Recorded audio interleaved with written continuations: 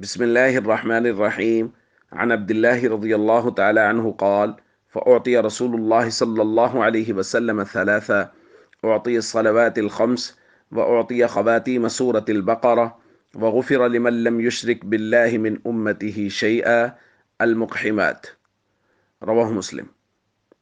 حضرت عبداللہ ابن مسعود رضی اللہ تعالیٰ عنہ سے روایت ہے، فرماتے ہیں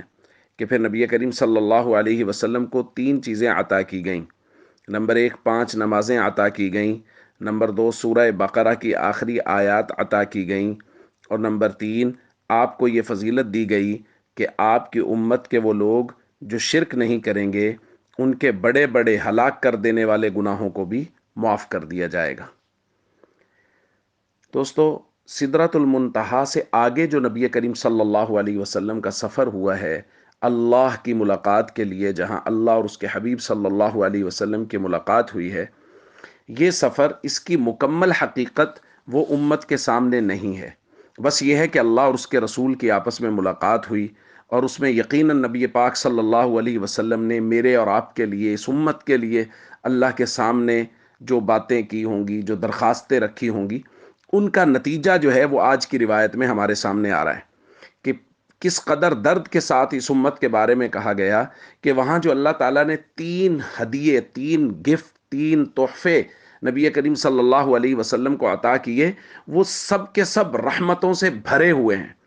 نمبر 1، اللہ نے نماز دی جو رحمتوں سے بھری ہوئی ہے۔ نمبر 2، سورہ بقرہ کی آخری آیات دیں جو رحمتوں سے بھری ہوئی، اس کے اندر اللہ نے خود دعائیں تلقین کی کہ مجھ سے یہ دعائیں مانگو، واعف عنا واغفر لنا وارحمنا، یہ دعائیں تلقین کی کہ یہ مانگو، یہ میری رحمت کو حاصل کرنے کا سبب ہے۔ اور نمبر 3، اللہ تعالیٰ نے یہ اعلان کر دیا کہ آپ کی امت میں سے وہ لوگ جو شرک نہیں کریں گے، وہ بڑے بڑے گناہ کر کے بھی آئیں گے تو میں ان کے گناہوں کو بخش دوں گا، بس شرک کو معاف نہیں کروں گا، باقی سب معاف کر دوں گا۔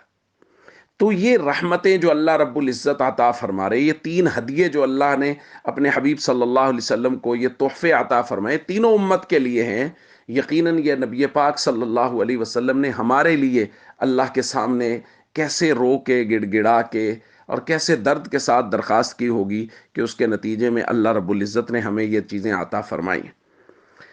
اب یہاں بہت لمحہ فکریہ ہے ہم سب کے لیے کہ نماز ایک ایسی عبادت کہ جس کو اللہ نے آسمان سے زمین پر بطور حکم نہیں اتارا، بلکہ نبی پاک صلی اللہ علیہ وسلم کو اپنے پاس بلا کے بطور تحفہ یہ نماز دی ہے۔ اور پھر بھی ہم اس نماز جیسے تحفہ سے، جو نبی پاک صلی اللہ علیہ وسلم کو تحفہ دی گئی اور دینے والی ذات اللہ کی ہے، اور یہ امتی اس نماز سے غافل ہے۔ تو بھائی، ہم سب کو بہت فکر کرنی چاہیے جب ہم نبی پاک صلی اللہ علیہ وسلم سے محبت کا دم بھرتے ہیں، اور یقیناً ہم محبت کرتے ہیں، تو بھائی ہماری محبت کا لازمی نتیجہ ہونا چاہیے کہ جو ہدیہ، جو تحفہ اللہ تعالیٰ نے ہمارے آقا صلی اللہ علیہ وسلم کو دیا ہے، ہم اس کا پورا پاس کریں، اس کا پورا خیال کریں، اور پابندی کے ساتھ 5 وقت نماز باجماعت ادا کریں۔ السلام علیکم ورحمۃ اللہ وبرکاتہ۔